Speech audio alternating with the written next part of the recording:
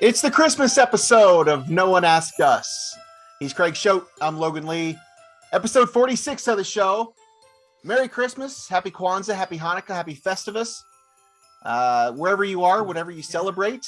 I don't have my Festivus poll behind me. Wherever you are, however you celebrate, whatever you celebrate, we wish you the merriest and the best. And thank you for listening to us yet again for the 46th episode, as I mentioned, of this show. He is Craig Choate. I am Logan Lee. Got some stuff to talk about this week, mainly some basketball things. We'll get to some college football a little later on. Craig, your weekend, was it good? Anything you want to touch on? Anything you want to highlight from the last few days since we last spoke? I'm just upset that you didn't sing us in this week.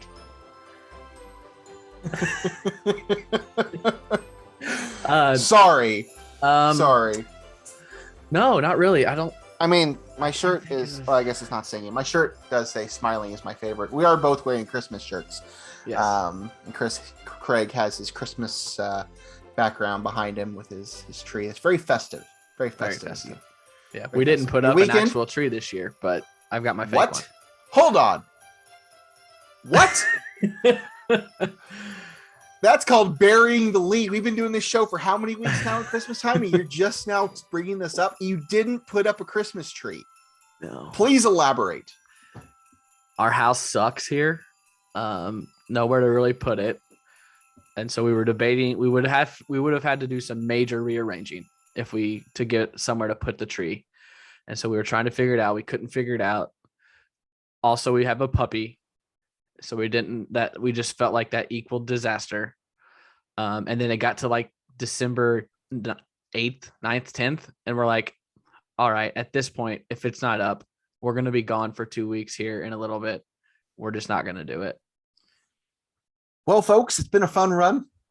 I believe this will be the end, our 46th and final show of No One Asked Us. I mean, okay, fine, whatever. Valid reasons, I guess. I asked you to come put it up for us, and you never showed up. So, so you're gonna blame me, the person that lives 5 hours away? I'm the reason you didn't put up a Christmas tree. I have 4 in my house, so if you want to come borrow one, you can. Just don't tell Allison. The timing just wasn't right this year. We just didn't have room for it. We got the puppy. We didn't want him. I thought you were going to use the excuse like you just moved there or something. But like, come on, you've been there for how many months now? That can't be your excuse. So whatever. Craig doesn't put up a Christmas tree. Did you at least put up your Festivus pole or whatever? We have Christmas decorations up. We have the only thing we didn't put up was the tree. We bought hundreds of dollars worth of Christmas decorations last year for our townhouse in Champaign because it was really nice. It had a staircase, put some garland on it, and a huge Santa picture and some stuff like that. We put all that up. It's just, it doesn't fit this house because this is a ranch style, small, half the size house. So yeah. Wow. All right. Well, this is the Christmas episode of our show. This is the last show before Christmas goes up. So that is why we are being very festive today, obviously. We'll just go into some housekeeping things. First off, question of the week. Last week was Christmas related, and we asked the people, where are you at with your Christmas shopping? About 40 people or so voted. 41% said they still have a couple things to go. 31% said I'm done. 17% said I haven't even started yet. And 9.8 said still have a lot left. Craig, where are you at with your Christmas shopping? Are you completed? Have you started? I have one thing left to get, but I can't get it here. I have to get it back home. So I've done all that I can. Okay. When this poll went up, I hadn't even started. Okay. Now he's being honest. That doesn't surprise me since you don't have a tree. That's great. Good for you. I still have a couple things left. I need to go out and get probably tomorrow, but most of my shopping has been done for a while. This room behind me, thankfully you can't see it for those in my family that might actually watch this, is full of Christmas presents on the floor behind me. I can barely move my chair. This room normally has a lot of stuff in it, but normally has room for me to move. Not the case now. There has been packages dropped off to my house every day for the last 3 weeks. So this room is just piled up with stuff. What did you ask So for Christmas? a new podcast co-host, somebody that's put up. Wow. Just kidding. Wow. That was really mean. I'm sorry. That was really mean. That's not cool. Just I'm still bothered by the Christmas tree thing. I mean, my list this year wasn't really extensive. I did, and you and I did talk about it. I did kind of make the decision that I want to get a new computer. Yeah. So for personal use, you know, just to have my only real functioning laptop is the same one that I got when I went to college. So it's now 12 years old or something like that. So Apple. I have, yeah, it's Mac? a MacBook. Ooh, It still works. That's a long life. I for a don't MacBook. use it. I don't use it. I got an iPad a few years ago, and that's what I've been using. That's what I record this show on. But I do need to get myself a new computer. So I've asked for those that are willing to contribute to the cause for that. But other than that, I didn't really ask for much too exciting. How about you? Did you have anything? Nothing. No, I extensive did on your list. I had no. Mom asked me. Christy asked me. I said there's nothing this year, and I just told Christy we were just doing a little bit of our final shopping earlier tonight, and we were driving around. And normally, every other year, like the last 5 years, I've had what I wanted to get people picked out, and I've had what I wanted picked out in like September. Yeah, and I've had it at my house before December starts. And this year, I had no idea what to get anybody, and I had no idea what I wanted. I don't know why. Yep. I don't know if it was COVID or just not feeling in the mood for Christmas. I don't know what it was, but I did not know what to get anyone, and I did not know what I wanted this year at all. But I this morning, I added something to my list 5 days before Christmas because I dropped my Apple Watch on the kitchen floor and it shattered. Need a new watch, huh? Might need a new Apple Watch. Haven't decided if I really want one yet or not because I don't use it like I used to. So same. I've been wearing the same one now for 3 or so years. I hardly. I mean, at this point, it's there to buzz when I get a notification. Yes, to tell that's me what the mine time. was. Yep. That's pretty much all it is at this point. I don't use it like I should. I had my reasons when I got it, and it was very useful at the time. But anymore, it's just a watch, just a really expensive watch. So I don't imagine that I'll get a new one, but we'll see. And we were driving around, and I said, just 30 minutes ago, I said, I feel naked without my watch, just because I've worn it every day for 4 years, and it's not there now. So that's where I am. It just tells me the time, and I have the Toy Story characters that, rotate back and forth. So if I'm hanging around any kids or something, they like to look at, Buzz or whatever. So that's great. I'm glad that you at least have something on your Christmas list. Because it is nearly Christmas. We are recording this. I never mentioned this. We are recording this show on the 20th. So this will be out on the 21st. I don't know. I probably should have mentioned, like the show, share the show, comment on the show. We're 10 minutes in and we're getting chapter markers in the descriptions. All that stuff that we normally talk about at the top that I just kind of breeze over because I'm just terrible. All the stuff that's at the top of the rundown in big, bold red letters. I skip over it. I see it at this point. It's just so obvious that I just skip it. Whatever. If they don't know any of that stuff now, then who knows? Who cares? Question of the week this week. We are going to stick with the Christmas theme for one more week. Question is simple. Eggnog, yes or no? Or maybe should it be eggnog, yes, no, or is it spiked? Question mark. Maybe that should be the third option. Because there might be some people that'll drink the eggnog if it's spiked. Yeah. We can throw that in there too. You're the poll master. Question will be eggnog, yes, no, or is it spiked? Question mark. So those will be your three choices for this week.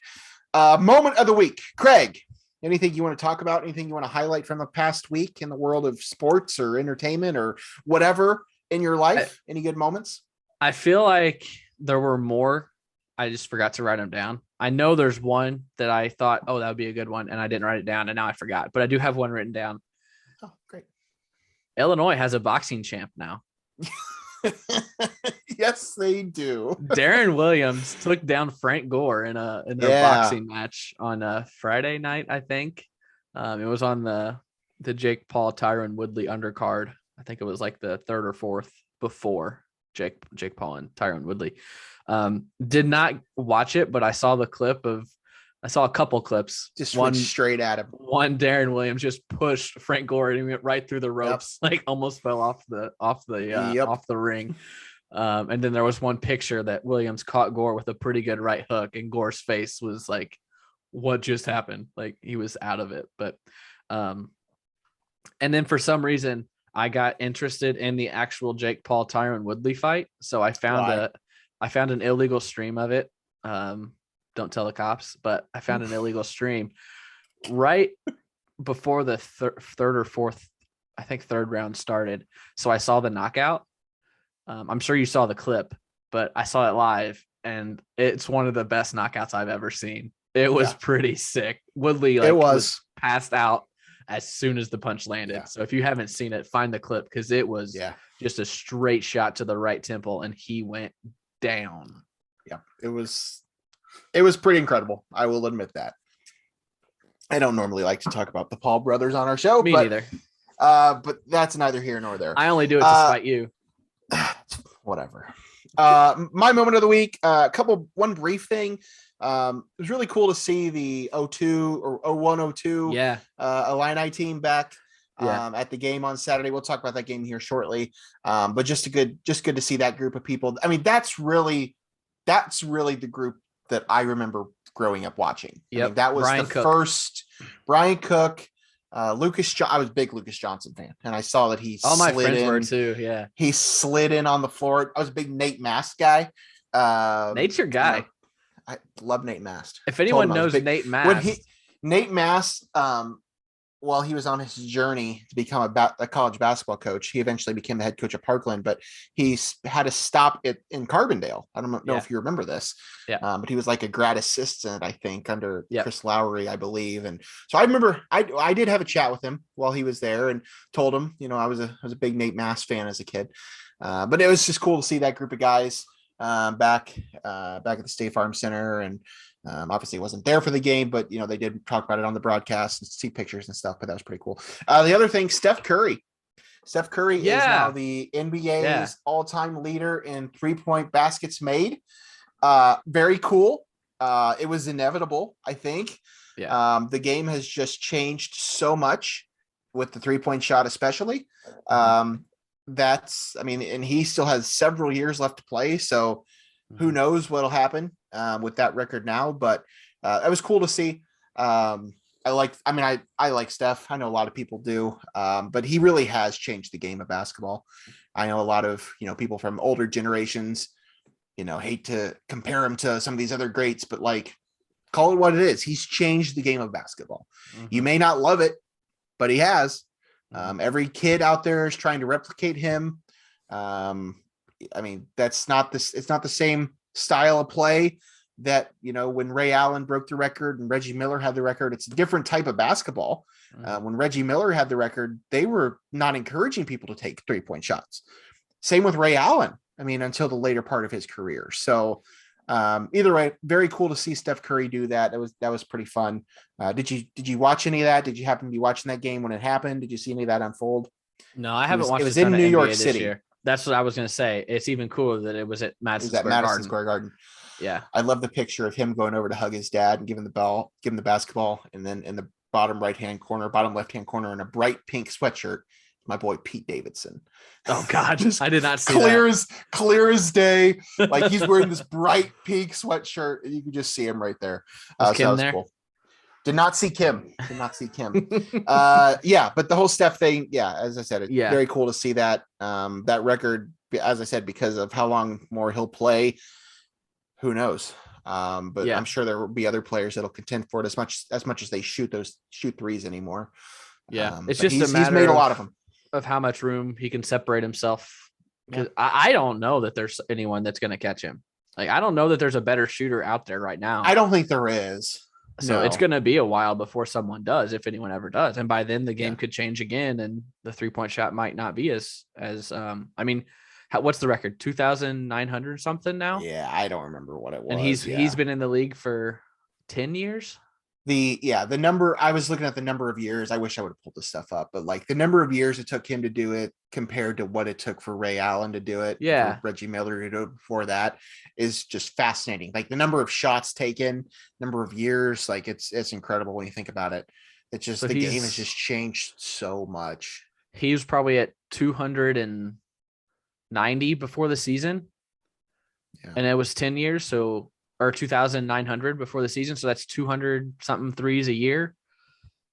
So he's probably going to put a good 1,000 different, or he's going to add on probably 1,000 more before his career's done, maybe 1,500 more. So he's going to just set the bar so high that I don't know that anybody else is going to catch him. Stephen Curry has made, as of right now, time of recording, 2,982 3-pointers. Yeah. On how many did he make this year? 6,917 attempted shots. So far this year, he's made 150. Okay. He's been averaging in the ballpark of 270 to, his top is 400. So, oh my gosh, like the 300 range. He hit 400 in the 15-16 season. Holy cow. Yeah. And how old is he? 32? Yes, something like that. 33. He's 30. He's almost 34. 5 or 6 more years left. Yeah. So if you times that by 300, that's 1,500 more threes. Yeah. He's going to make a lot. That's crazy. That is absolutely crazy. Lot. Not only is he a great spot up shooter, but he can also just create his own shot. You just give him the ball. The ball's just always in his hands. Yeah. So it's incredible. Very cool to see where he came from as, playing Davidson, and love the fact that he proved everyone wrong. I don't think many people believed he was a top 10 pick, and the Warriors took a chance, and that draft pick set them up for what they did, because then they got Clay, I think, the next year, and then Draymond a couple years later, and Anthony Wiggins was in there. Not Anthony Wiggins, they traded for him. Harrison Barnes was in there. They drafted him. He's what started their whole dynasty here. Going back to Illinois, though, I do want to say, any viewers, if you know Nate Mast, I have asked Logan multiple times, who is your number one guest that you could get on this show? And he says Nate Mast. So if anyone knows Nate Mast, shoot him a DM. Just shoot him a DM. Tell him that we would love to have him on No One Asked Us, Logan specifically, and we could make Logan's dreams come true here. A little Christmas miracle. I'm sure we can get him. I'm sure we can shoot him a DM and get him on the show. All right, let's talk some Illinois basketball. They had one game this past week. Is that correct? Just the one, right? Just the one game on Saturday. Yep. Illinois hosted St. Francis, the Red Flash from Pennsylvania. Did you know they were the Red Flash before the game started? I knew nothing about this team. And that really didn't matter. I like to think I'm pretty good with college mascots and logos. Like, if you show something to me, I will know exactly, but I had no clue about this one. Nope. Knew nothing. That's all right, because it really didn't matter. This game was over at the 10-minute mark in the first half. It was an annihilation. Illinois won this game 106-48. I'm not going to call this a big win, but it's just nice to see them put that kind of an effort out there, even against a much weaker opponent. But yeah, Illinois puts up 106 points. Illinois sets a school record for 18 made 3-pointers in a game. It was just a pounding. We talked about the last few games that it's pretty much just been 3 guys doing all the scoring. Not the case this game. Granted, those 3 players, I guess it's been 4 players that have done most of the scoring. Nearly all the scoring the past 2 or 3 games. But Kofi did finish with another double-double, barely. He barely got that. Eventually got to 11 rebounds, but he finished with 21 and 11. Jake Grandison had 18 points. He made 4 threes. Plummer made 5 threes on his way to 19 points. DeMonte had 5. Trent Frazier had 9 points. Coleman had some points off the bench. He finished with 8. Scoring was all over the place. Only 2 players didn't score that played. One of those was Omar Payne. I'm not sure he will score this year. But there we are. Illinois with a big, I don't want to say big, a home win on Saturday against a team that they definitely should have beaten. What were your takeaways from this game, Craig? Did you watch this game? Did you watch this game? And I was not. It did not get my full attention. I'll be honest. We were in the middle of a Christmas movie marathon all day on Saturday, so Of course.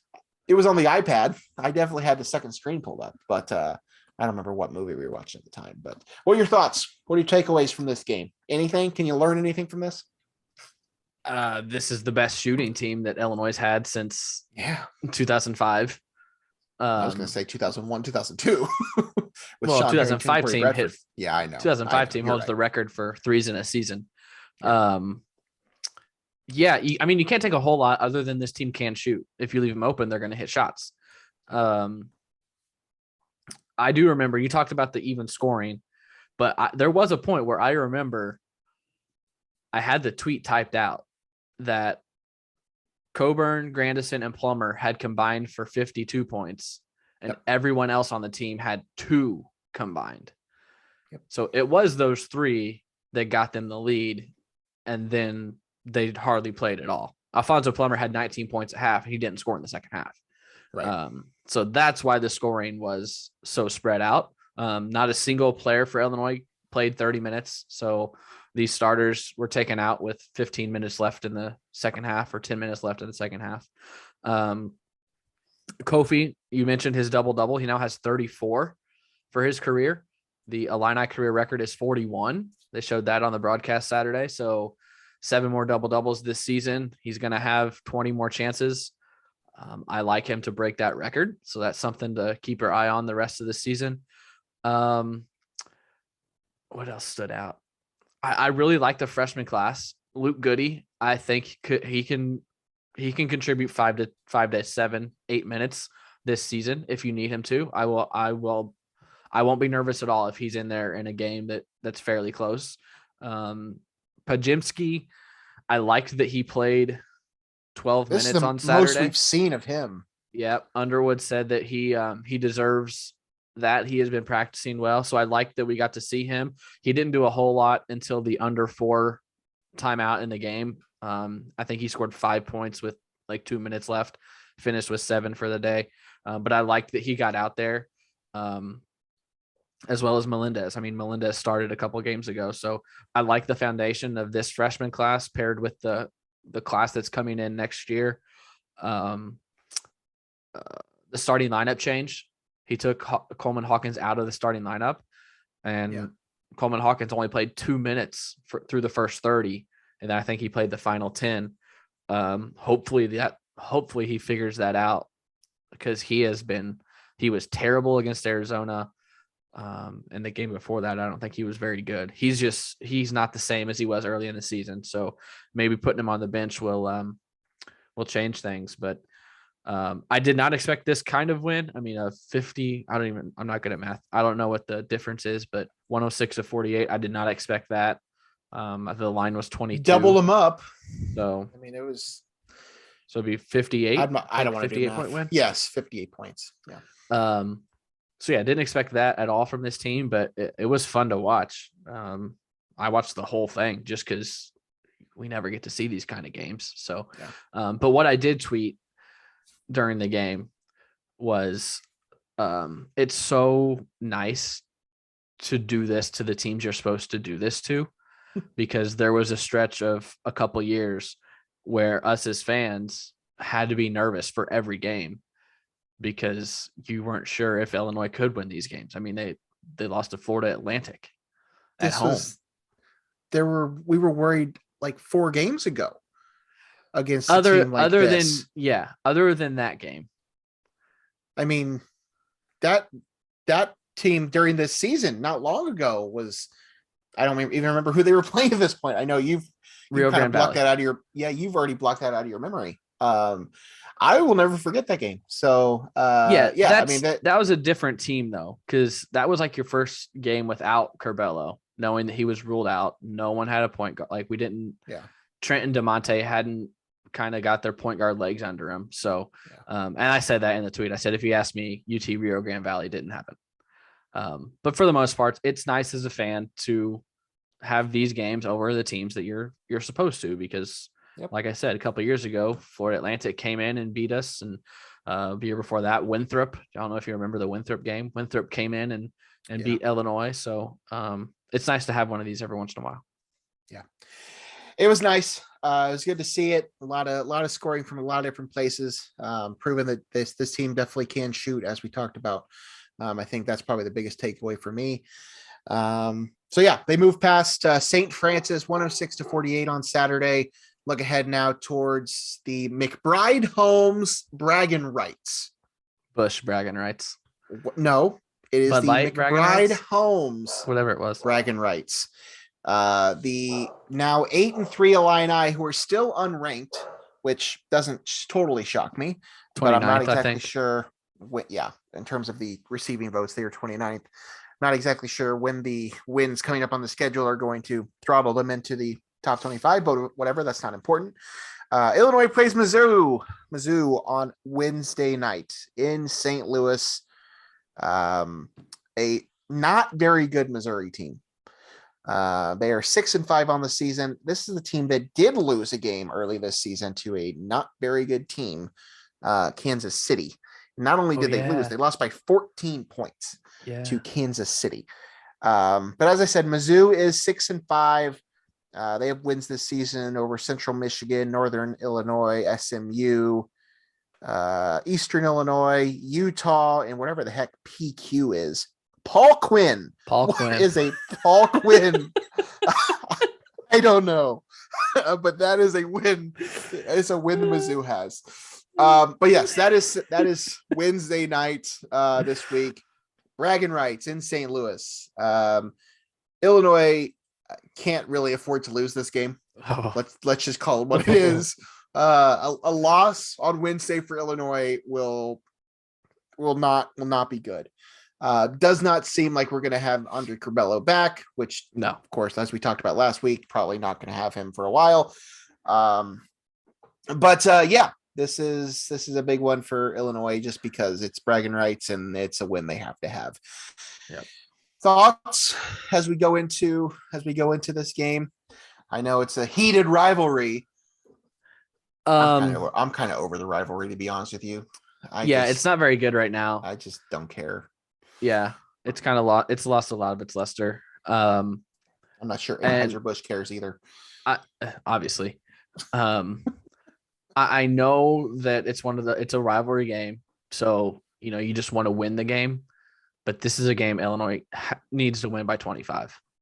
Yeah, they need to do what they did on Saturday. Yeah, against St. Francis, they need to do it again. Yeah, this is one of the step on their throats, just show no mercy kind of games, because the last 3 years, Missouri has come in, played like it was a rivalry game, and took Illinois to the woodshed.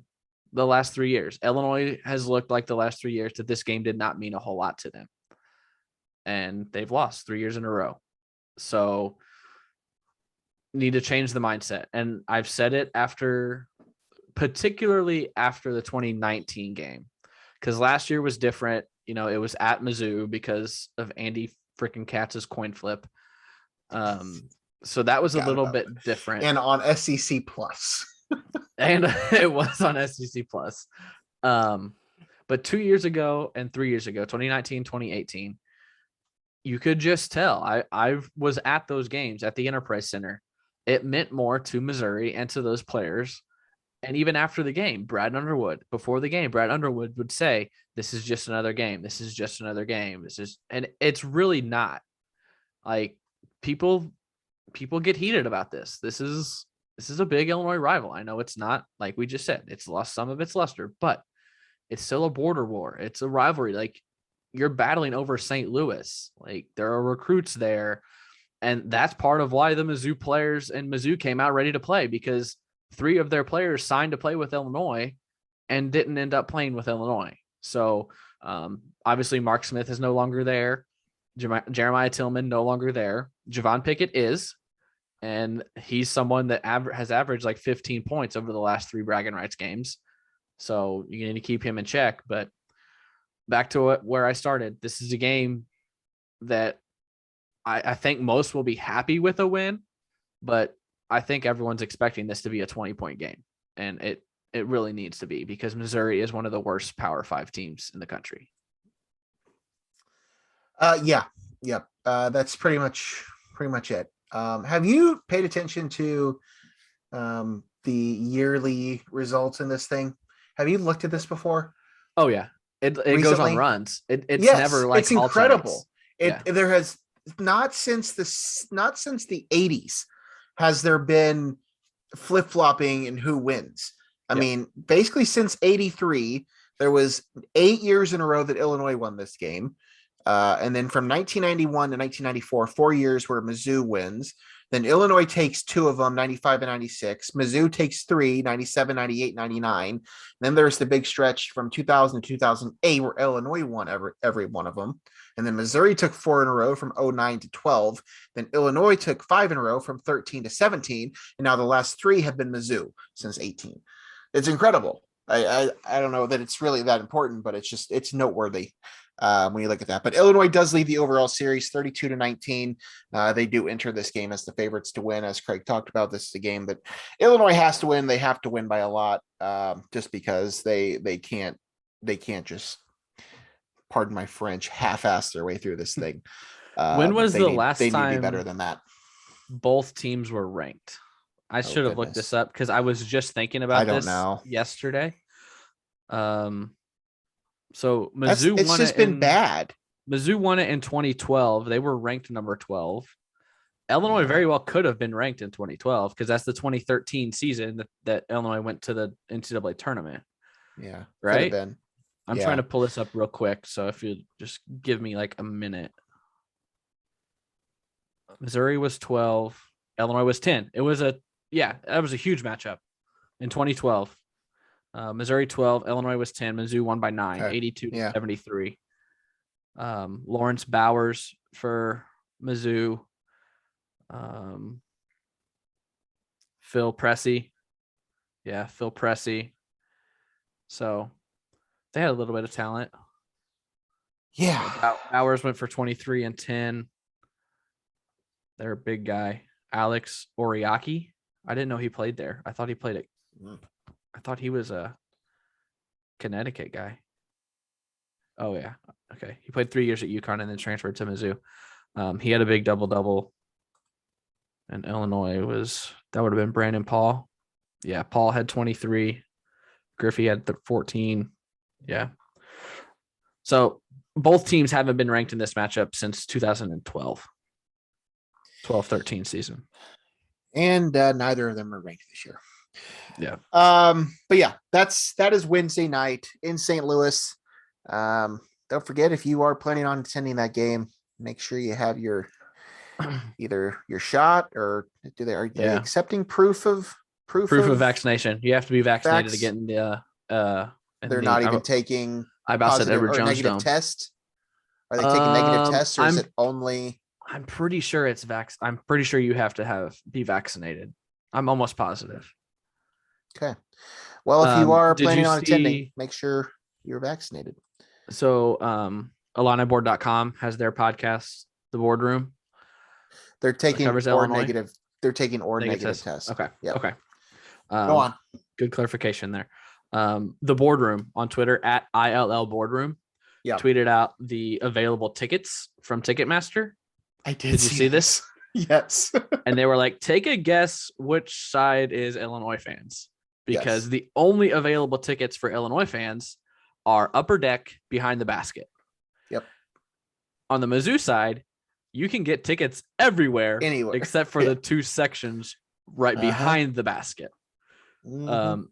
For a better visual, go to at ILL Boardroom on Twitter, and they tweeted the screenshot of it. So I almost quoted it and said, I would so love to see Illinois fans just start swooping into the Mizzou section. Oh, and I'm just sure they will. making the whole thing orange.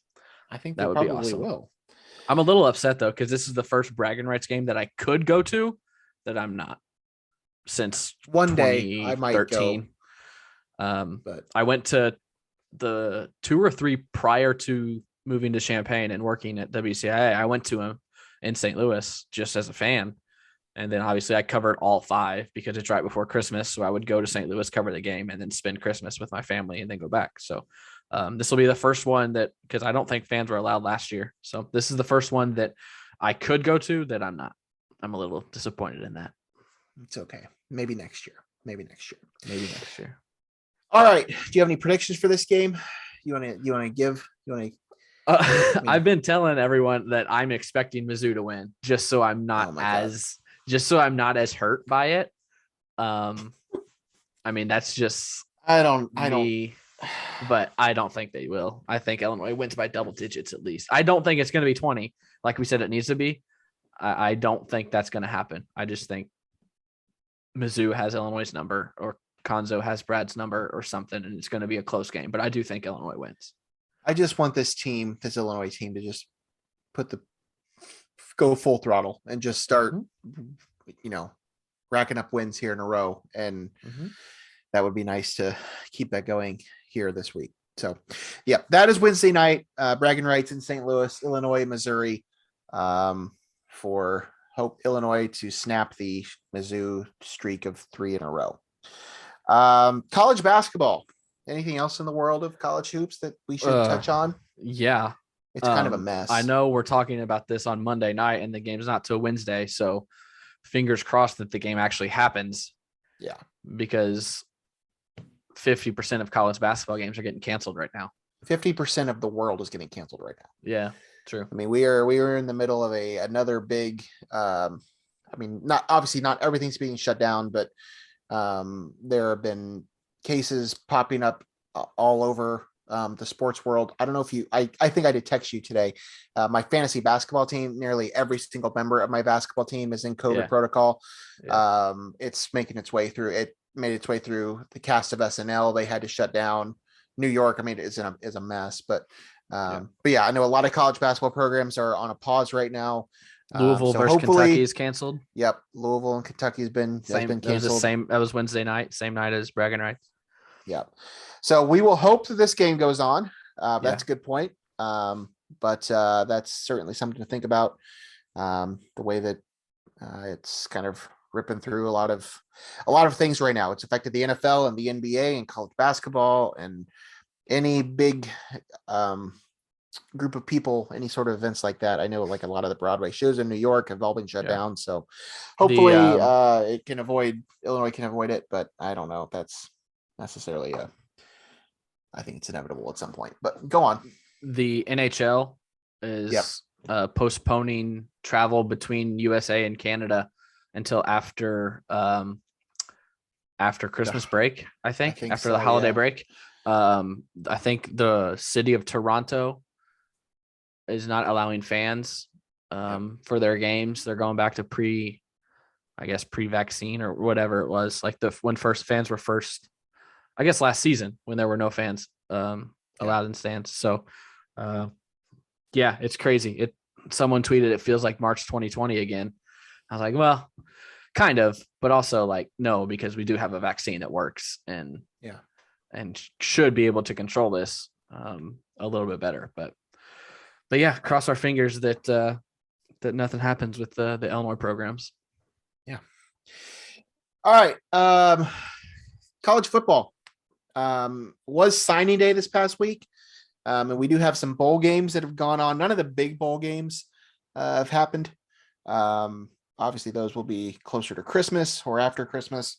But there have been a couple of them the past few days. Nothing really too exciting. I did see a couple clips from the Jimmy Kimmel Bowl, some of the hijinks he had going on there.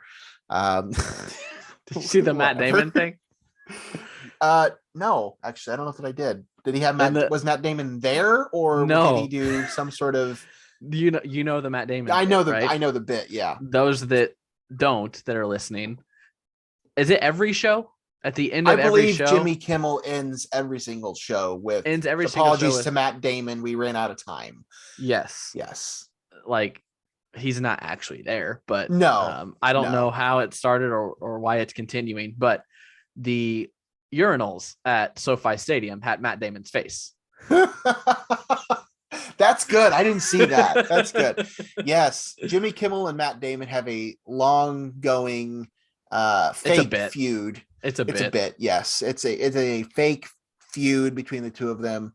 There's all sorts of bits. I saw there's one clip when he had Ben Affleck on his show one time, and Affleck walks in with like this big coat. And you can tell that something's not right. And then he gets up there and Damon crawls out like he's been carrying Matt Damon all the way up to the stage just to get him on the show and all this stuff. But that was this week. So yeah, we will do some bowl picks. Are we doing picks this week, or do you want to just do the picks? I got 2 games on there. Okay. There's a couple of decent games that shouldn't take too much time. So we're gonna pick the Tropical Smoothie Cafe Frisco Bowl in Frisco, Texas, which is between UTEP, Texas El Paso, and San Diego State. San Diego State is a ranked team. You know, I was going through this. This is a sidebar. I went through this the other day just to see, like, obviously there's like the top 10 teams are all matched up against each other. But then after that, and I know it's probably always like this. I just don't always pay attention to it, but it's like a ranked team versus a non-ranked team. I know it, there's conference tie-ins and all that stuff, but it's just kind of stupid. San Diego State and UTEP in that game I mentioned, and then the Union Home Mortgage Gasparilla Bowl in Tampa, which will be a big one for the state of Florida. It's UCF and Florida. That one is on the 23rd. So let's pick these 2 games. Craig, first with the Tropical Smoothie Cafe Frisco Bowl. Who are you taking, UTEP or San Diego State? The press conference for this was today. I don't know if you saw it. Did not. The UTEP head coach and players showed up in big cowboy hats. As they should. It was awesome. So I'm going to take UTEP, the Roadrunners. That's wonderful. I'll take the Aztecs. I'll take San Diego State. They've been a ranked team for part of the season at least, and I think they will get their 12th win of the season against UTEP. And then in the second game, we're going to pick UCF and Florida. Again, this is a big one for the state of Florida. This is a game that UCF has been trying to get on their schedule for a long time. UCF has not been as good the past year or two as they were, a couple years ago or whatnot, but they are 8-4 this year. Florida squeaks into a bowl game at 6-6. Who are you taking? Taking the Gators? UCF has something to play for here. Absolutely, they do. They have some. I don't want to call it bragging rights, but they're more juiced up for this. I don't think Florida cares. They fired their coach. They got a new one coming in. I think UCF takes down Florida. Yeah. Yep. I'm gonna agree. I'm gonna agree with you there. I think UCF wins this one as well. Yeah. I think that they are playing for a lot more, and as you said, Florida probably really doesn't care. They don't really want to be there in the first place. So UCF and over Florida, we'll both take UCF, and then in the first game, Craig took UTEP, and I'm going to take San Diego State. We will pick other bowl games next week. We are planning to do a show next week. We'll see when it comes out. We're shooting to record on Monday, but the plan will be to pick games next week. So we will do some more bowl games so we can finish out the season. Right now, Craig trails me in the standings, 129-66, and I have 136-59 is the overall tally. Are we going to do it the same way next year? Here I am talking about next year. I don't know. Will we have a show next year? This took up a lot of time. I threw it in there because I didn't know how long our shows were going to go. Yeah. So I was like, we can just pick every Big Ten game and then some national games. We'll get 10-hour. And then it got to the point where we were having 2-hour shows, and I was like, yeah, we probably should not have done a pick 'em this year. So we'll probably alter that. I would like to throw out the idea that I had before we started. We can talk about that off the air. But either way, how we much will do I some more of listen those. because I don't We will do remember some what more of your those idea next week. was. Yeah, we'll talk about that later. All right. Signing day. Signing day was this past week. Signing day was important for a lot of teams for a lot of obvious reasons, but this is the signing day deadline. They got moved up quite a bit, which is why a lot of this coaching carousel took place, because schools like USC and LSU were trying to get these spots filled in their coaching staff so that those guys could start recruiting and get those players in before this deadline this past week. So signing day happened in college football. For the Illini standpoint, I mean, I know it was successful. I know Brett Bielema's staff were pretty happy with the results they had from the day. Definitely some strong additions. We'll see, who pans out and who doesn't. But biggest takeaways from you from the day? Did you have anybody you wanted to highlight? As far as Illinois goes, sure. I'm just going to put you on the spot. I mean, there's not like a superstar in the class. No, I don't think there's not. But there's definitely some quality players. Let's see here. They went heavy on the offensive line. I think they signed 4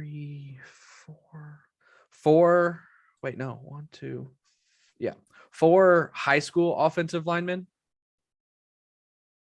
Correction. 5 high school offensive linemen and 1 junior college offensive lineman. So 6 offensive linemen in the class, which is a huge need because a lot graduated this year. So you need to start building some depth there. 4 wide receivers. 2 of the top 5 players they signed are wide receivers. Again, a not very deep room in the program right now. So that could help. And the local connections, a kid from GCMS, a kid from Rochester, a kid from Iroquois West up in where's Iroquois West?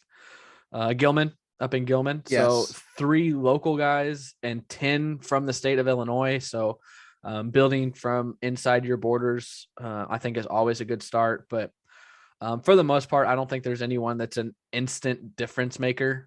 But it is nice to have 22 kids signed in the early signing period, because that's the opposite of what Lovey would do. He would have like 12 sign early, and then he's scrambling in the spring trying to fill out his recruiting class. So you've got 22 kids signed, as well as 2 transfers. So you got 24 players already coming in. And you can just kind of be like, all right, whatever we get now is just an added bonus. I know that's not what they're thinking, but when you have 22 already signed and you can only sign, I think 32 now with transfers. So 24 of the 32 spots are already filled. You don't necessarily have to stress and recruit like Lovey did in the spring. So all in all, I think it's a class that Illinois can be proud of, and it builds a base. It's ranked 44th nationally on 24/7 Sports. It is 12th in the Big Ten, so it's a little behind rankings wise. But there's quantity there. You already have a big class. And Brett Bielema was not known to have top 10 recruiting classes at Wisconsin. He was known to sign these kind of classes, and then by the time they're juniors and seniors, you have a Big Ten championship caliber team, because you evaluate these recruits and then you develop them. So, yeah. I mean, I think the thing for me is the Illinois connections. You mentioned the local connections in general, but just the fact that they're recruiting the state of Illinois. That's just not something that Lovey did. And I'm not saying that Illinois is a gold mine when it comes to college football, high school football players. But the fact that they're going after them and bringing them in, I think is huge. I think it means a lot of things. Yes, you can talk about, how good they are on the field or whatever, but it brings in people. Mm-hmm. That's just more people that you're going to bring to your games if you have local kids or even just kids in the state of Illinois that are playing for you. That's just, I mean, 25, 30 kids are going to come from GCMS to watch Aiden Lawfrey, and another 25 or 30 are going to come from Rochester, and then another. So you're adding 2 people getting in the seats. But I will say, Lovey's first class did have 9 players from Illinois. So he started like this. So Bielema's got to keep it up. He can't just be, just this year we're going to have this base, but you got to keep recruiting Illinois. Yep. From the rest of the country, any big? Well, I mean, the big one we haven't talked about it. Huge. But, Deion Sanders found his way to the top recruit, or at least maybe number 2 recruit in the country. He's number 1 on 24/7. Yeah, I've seen a couple different things with him being 1 or 2, but cornerback, was he from? Is he from? I don't remember where he's from. From Georgia. Who was considering Georgia? Considering he had already committed to he was Florida verbally State, committed right? to Florida State. Yeah. And then he holds his signing day conference and goes through this thing where he puts on a Georgia hat and tosses it into the stands and puts on this Florida State hat and says, "Nah, good. I'm good." And tosses that in the stands. Then he unzips, and it's unzips his shirt. Sorry, unzips his jacket. To reveal a Jackson State T-shirt underneath it. Unprecedented. Yes. The fact that a FCS level school doesn't participate in the playoffs. Correct. They are in their own thing. They're with the rest of the HBCUs. With a couple of those conferences, they have their big game. Was that this past week? Or it was Saturday. Was that Saturday? Yeah. And Jackson State got beat. It's incredible. I mean, we have to talk about the elephant in the room. I mean, this is a name, image, likeness thing. They've found a way to kid's going to make money. Not that he wasn't going to make money other places, but there's a lot tied into it there, I'm sure. Or maybe it's just having Deion as your coach. He is a cornerback, and Deion is the best cornerback to ever play the game, probably. So can certainly learn from it. Doesn't help. Yeah. Doesn't hurt. Doesn't hurt. That's what I mean. I think it does help. It does help. It does help. Doesn't hurt. That was the biggest thing from signing day for sure. I see both sides. I see, this black teenager wanted to go to an HBCU, put them back, bring them to national relevance and win for the HBCUs, which do your thing, man. I love that. But also I just don't see the resources. They're not even close to the same. No. If you go to Florida State, you have top-notch facilities, top-notch resources. But that doesn't mean everything to everyone. So I'm never going to critique a recruit's decision. They each have their reasons. They each have their what they're looking for. And he wanted what Jackson State was selling. So go do your thing, man. I love to see it. Hopefully SIU can pull a number 1 recruit in the country. Okay. All right. But yeah, I the more I think about it, the more I love it. Go blaze your own trail. Do your own thing, man. Did you see the highlight from his game Saturday? No, I didn't. Oh, one of the best high school football catches I've ever seen. I think his vertical is like 50 inches. He just mossed a dude. It was incredible. So yeah. The other thing for me. Go on. Have you seen? I know you don't really follow. You don't know my life. Recruiting. You just said you don't follow recruiting too much. Texas A&M. No, too busy watching Christmas movies. Texas A&M signed the number 1 recruiting class in the country. There are still 6 other 5-stars that have not signed anywhere that they are in the top 3 for. Oh, and they've already got 5 stars and 19 4-stars. So A&M is the place to go. Apparently, Jimbo is doing something right, or the donors and boosters are doing something right. Never would have thunk it. A&M of all places. All right. Well, yeah. So that was obviously the biggest shock from the day. Good for A&M, and yeah. So I don't know if you heard about this. Did you hear about Urban Meyer, Craig? A time or two. Did you hear? Are you familiar with the story of Urban Meyer? Multi-time national champion. Oh, yeah. Who was just hired and then fired by the Jacksonville Jaguars. Didn't even make it a full season. The Jags are not good.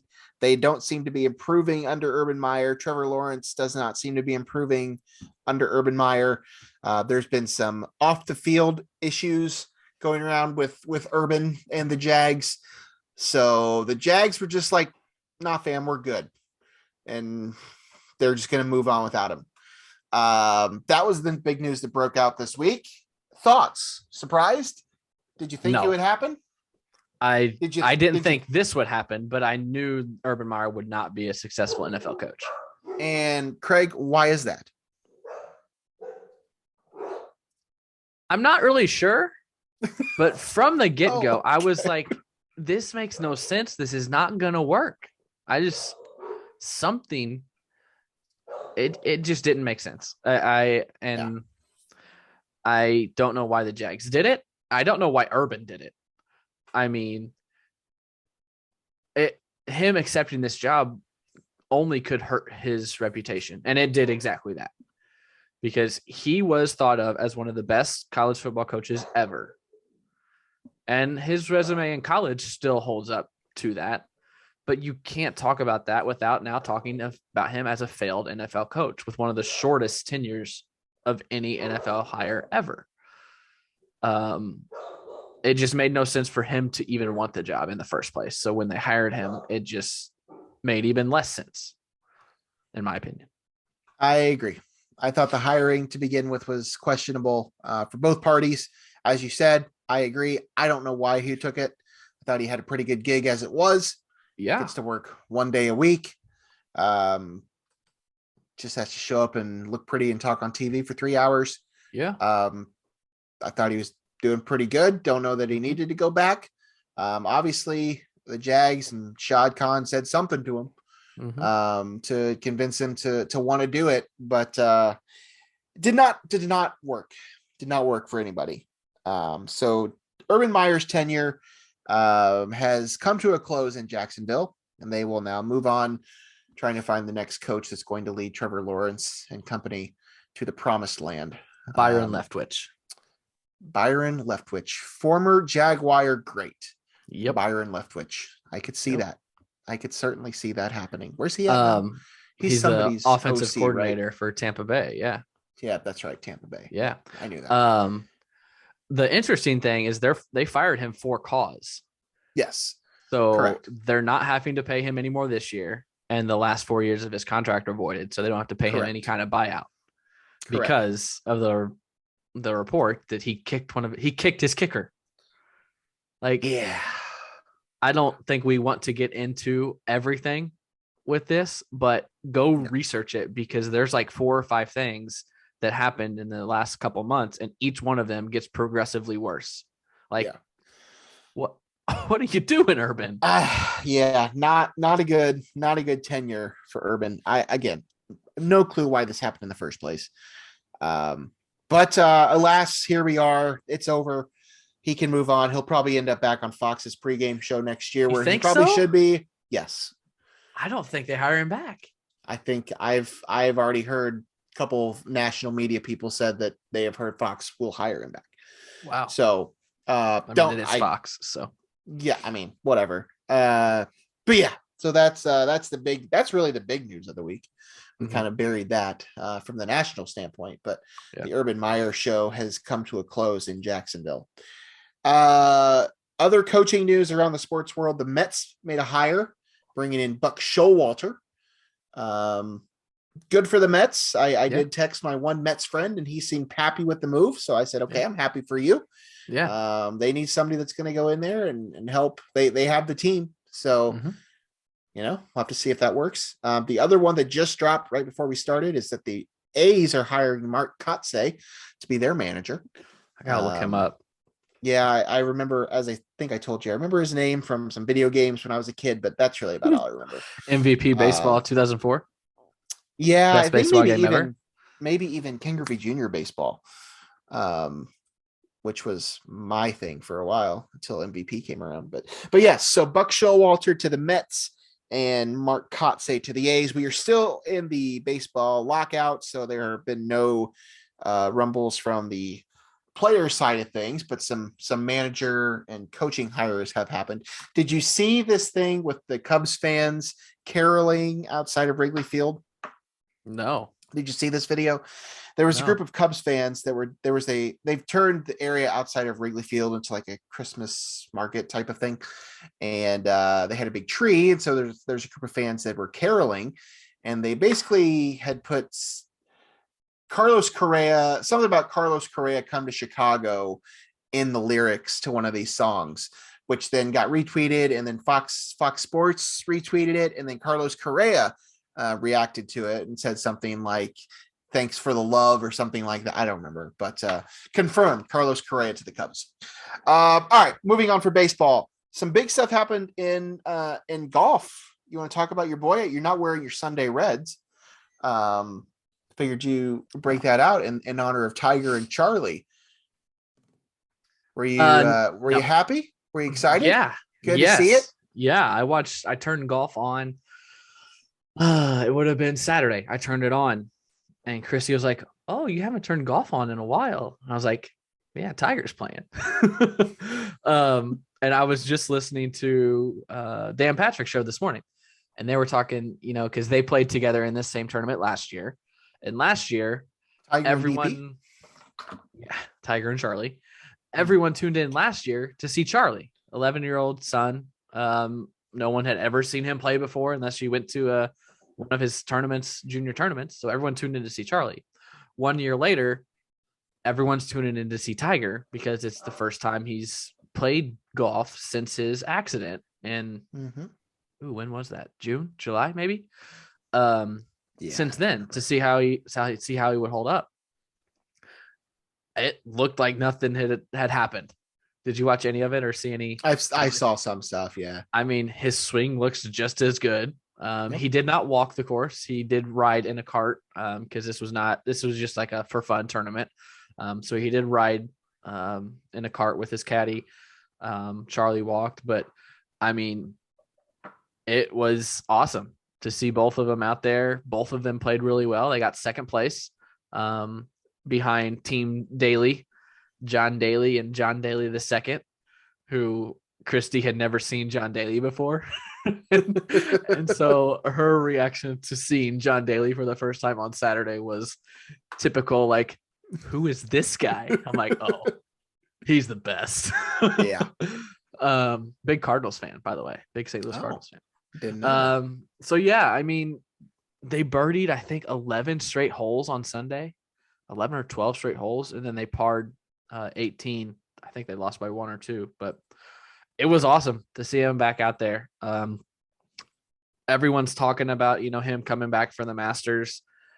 I just don't see it yet. I know he looked good, but playing 72 holes at Augusta National, where you're hiking up hills and taking awkward swings from the sand and weird lies, and plus the practice rounds, plus the time on the driving range, like, that's a lot on the body.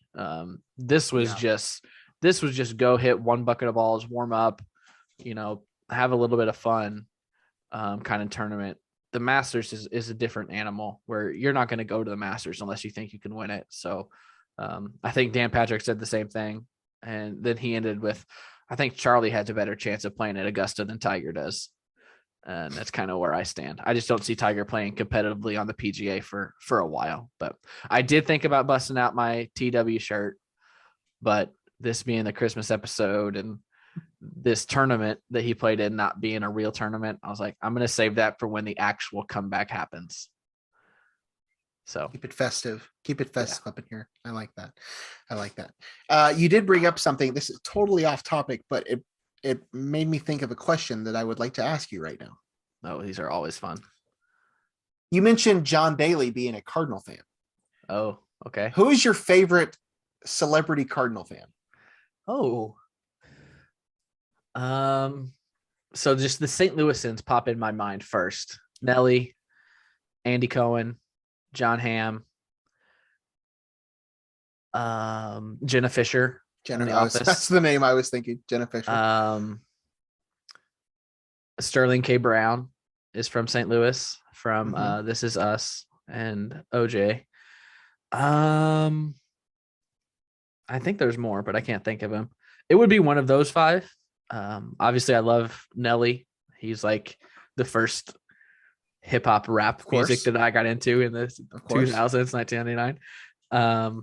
I've never seen Mad Men, but I do love John Hamm, and Same.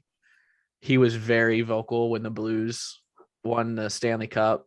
So he's more than like he's very outspoken. So um it would be one of them. I don't know that I can pick one, but those are the big five, I think. That's a good one. That's a good one.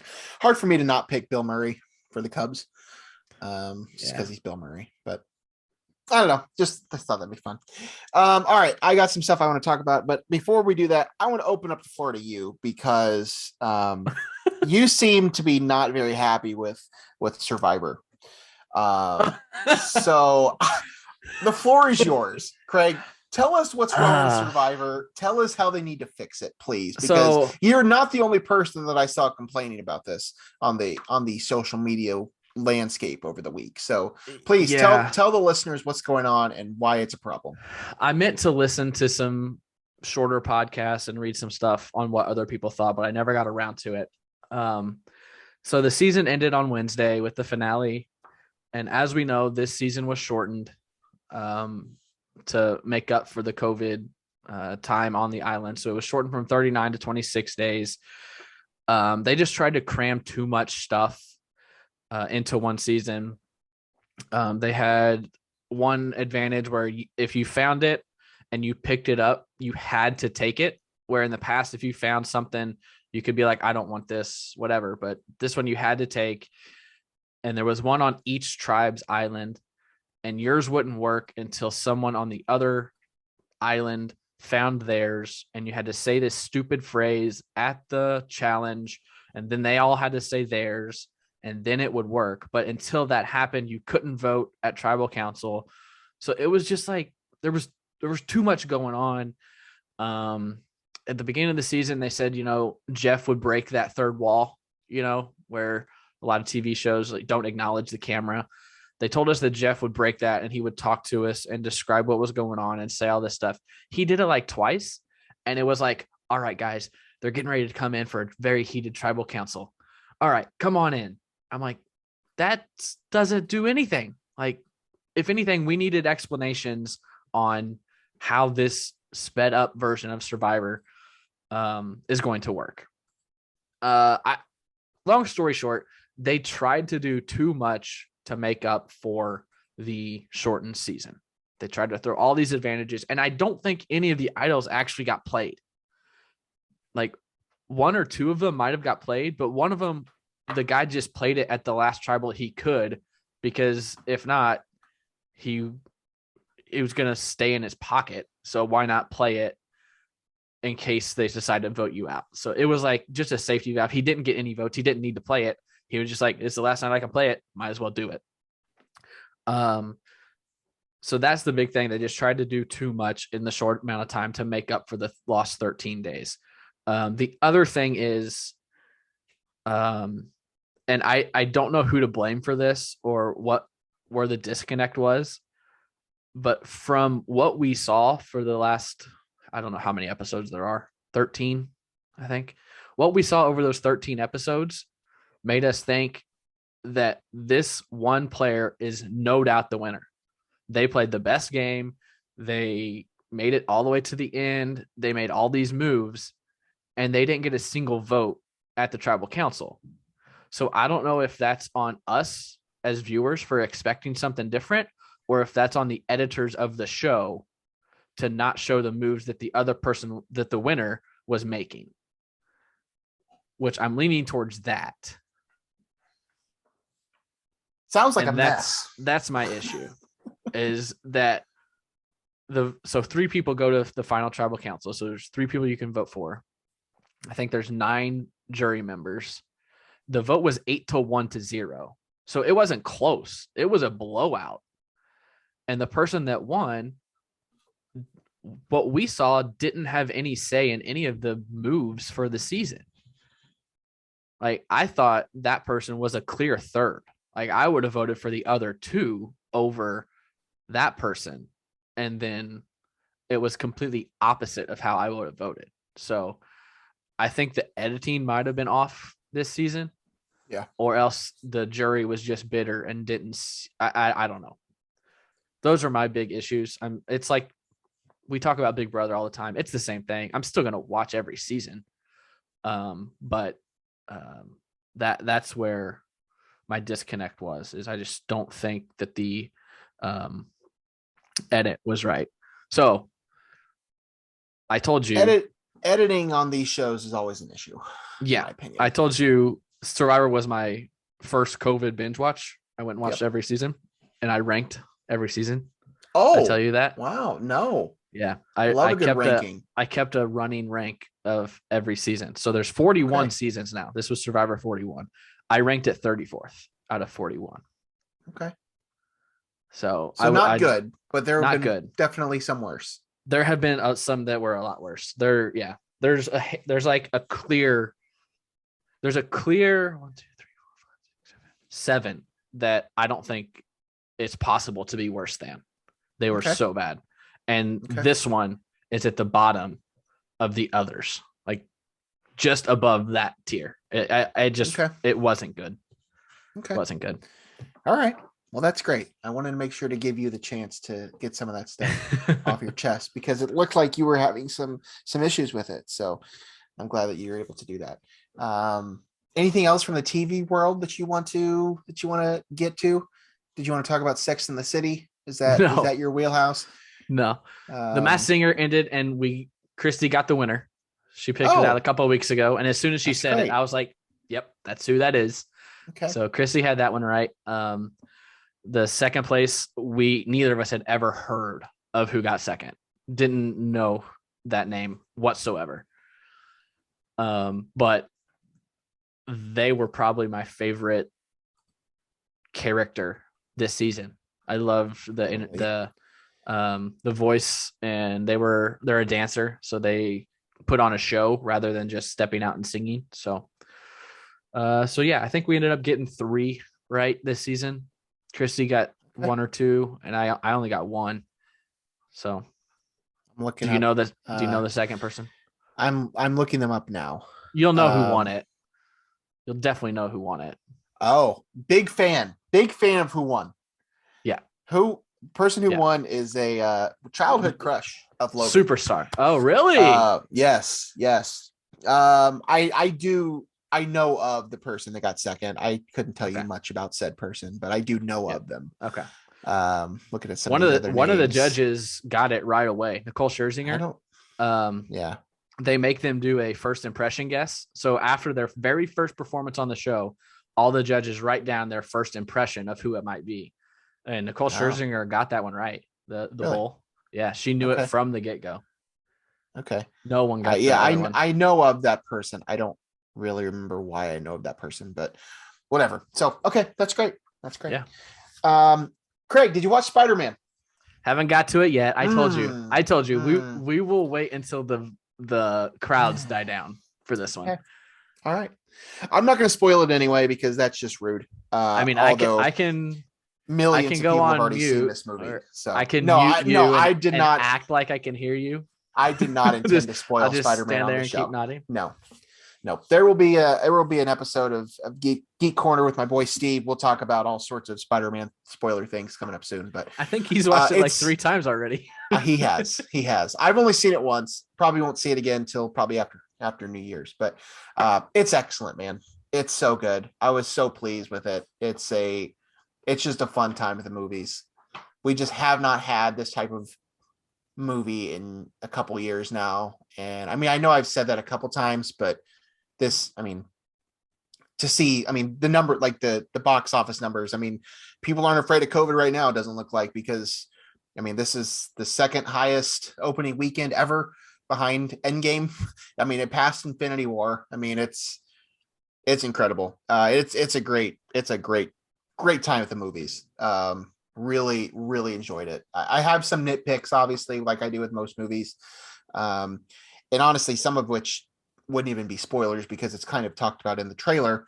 I don't really love the premise, like the setup, which they talk about in the trailer. So again, not really a spoiler, but but yeah, it was just great. It was a fun time. It was a nice way to cap off not only Tom Holland's trilogy, but to bring in these other characters from previous universes and stuff. It was great. Very happy with it. I was surprised. I figured that I would like it. I didn't know if I thought would be that great, but I mean, I've given it a pretty high score at this point. I think I have it at 4.5 stars, and it's in my top 10 of the year, which I didn't know if it would. But it's probably top 5 right now. But go see Spider-Man. I think you need to go to either a 10-point or a 100-point scale. I don't think 5 is enough. It's an 86.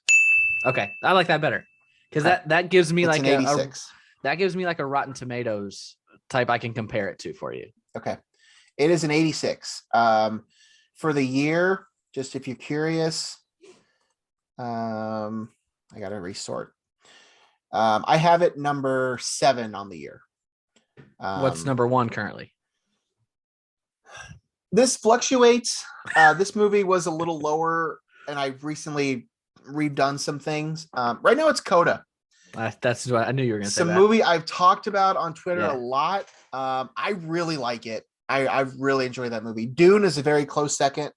Zendaya getting some love from you. Zendaya this year. Good year for Zendaya. Yep. She has 2 movies towards the top of this list. But yeah.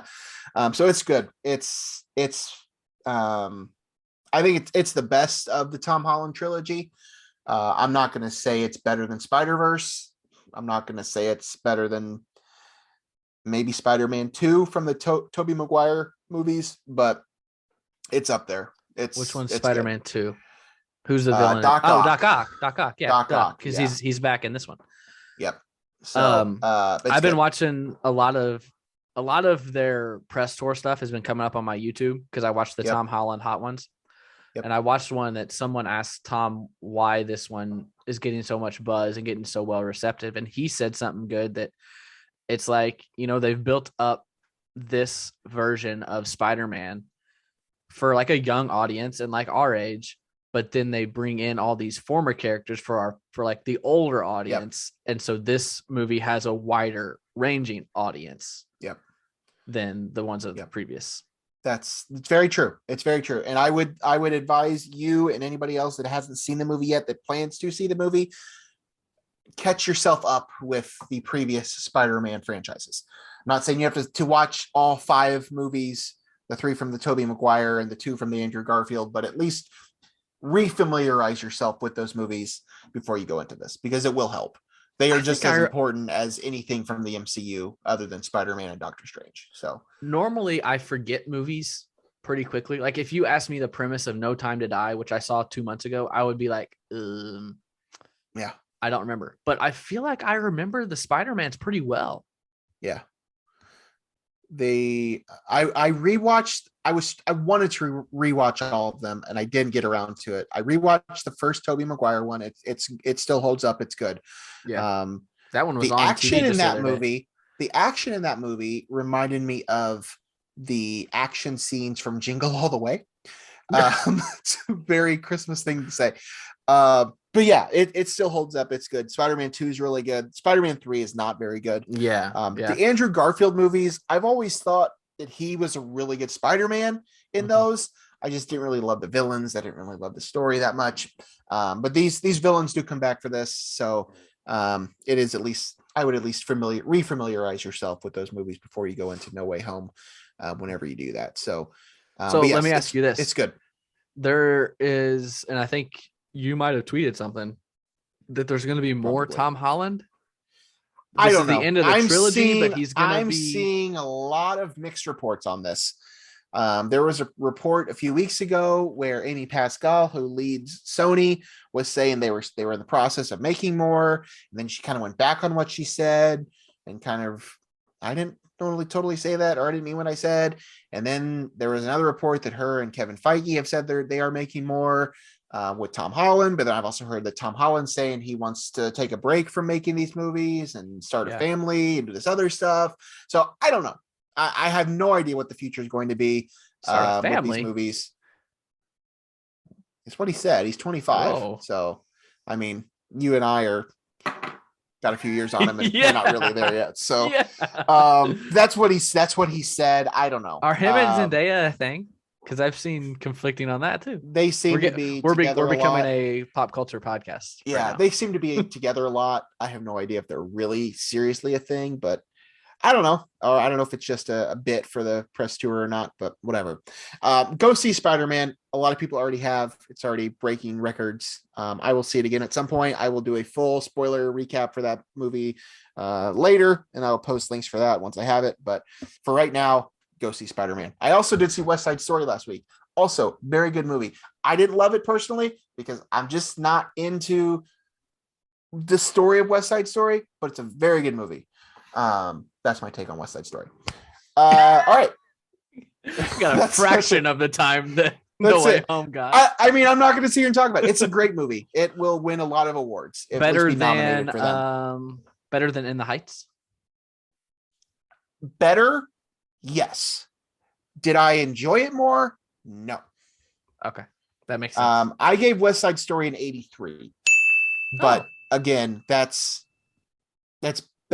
the combination of how good it is and how much I enjoyed it. I thought it was streaming really good. Anywhere? West Side Story? Yeah, or is it only theaters? It's only theaters right now. This has been a good year for musicals. We've had In the Heights, Tick Tick Boom, Dear Evan Hansen. I feel like there was another one in there too. West Side Story was the Prom best. this year, or was it last year? No, that was last year. West Side Story, I think, was the best of all of these. I mean, just in pure. I mean, it's a Steven Spielberg movie. It's just beautifully shot. Choreography's great. Well acted. I love some of these performances.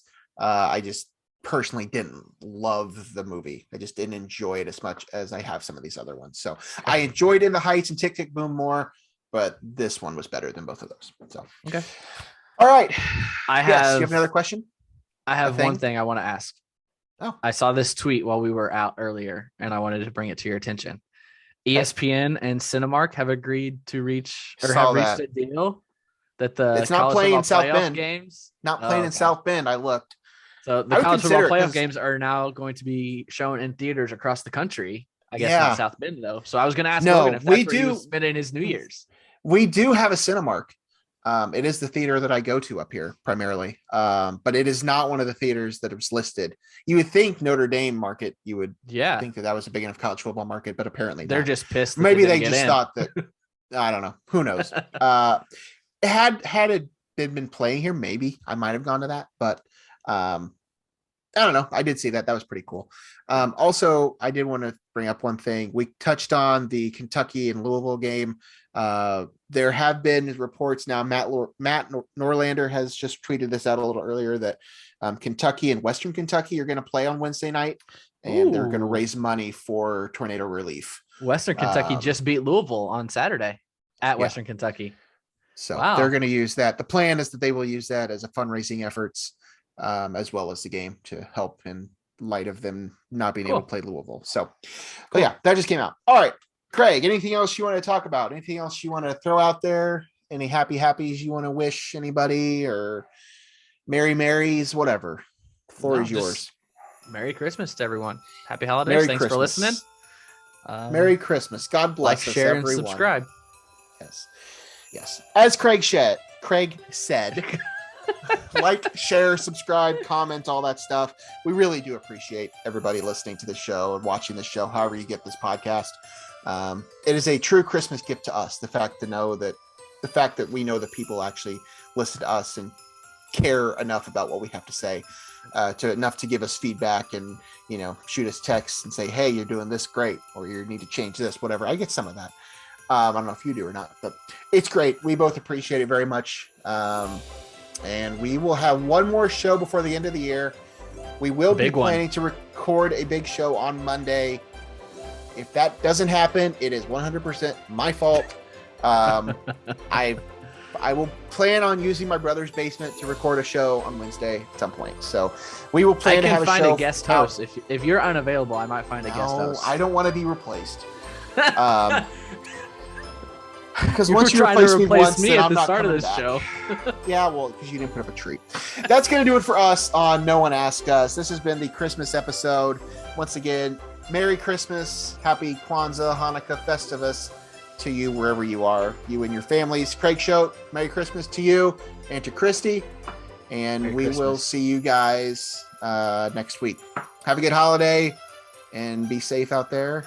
I don't even know how many days left of Christmas. Well, It's almost Christmas. It comes out the 21st, and Christmas Oh. is the 25th. So 4 days till Christmas. Math is hard. Merry Christmas, everybody. Merry Christmas, everyone.